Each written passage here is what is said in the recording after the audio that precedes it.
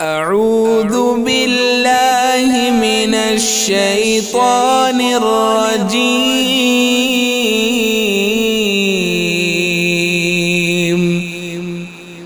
بسم الله الرحمن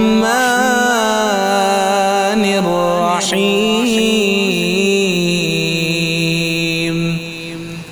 لا أقسم بيوم القيامة ولا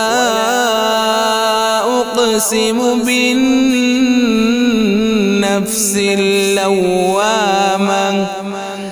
أيحسب الإنسان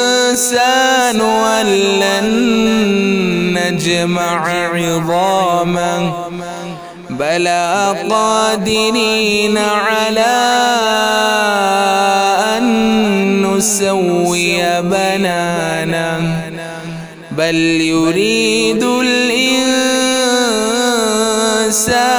ليفجر أمامه يسأل أيان يوم القيامة فإذا برق البصر وخسف القمر وجمع الشمس والقمر يقول الإنسان يومئذ أين المفر كلا لا وزر إلى ربك يومئذ المستقر ينبأ الإنسان يومئذ بما قدم وأخر بل الإنسان على نفسه بصيرا ولو ألقى معاذيره لا تحرك به لسانك لتعجل به إن علينا جمعه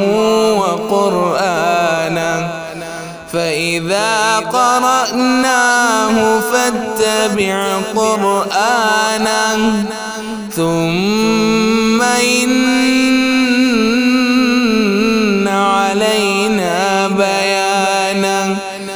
كلا بل تحبون العاجلة وتذرون الآخرة وجوه يومئذ ناظرة إلى ربها ناظرة ووجوه يومئذ باسرة تظن أن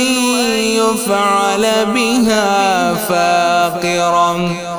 كلا إذا بلغت التراقي وقيل من راق وظن أنه الفراق والتفت الساق بالساق إلى ربك يومئذ المساق فلا صدق ولا صلى ولكن كذب وتولى ثم ذهب إلى أهله يتمطى أولى لك فأولى ثم أولى لك فأولى أيحسب الإنسان أن يترك صدى ألم يكن نطفة من مني يمنى ثم كان علقة فخلق فسوى فجعل منه الزوجين الذكر والأنثى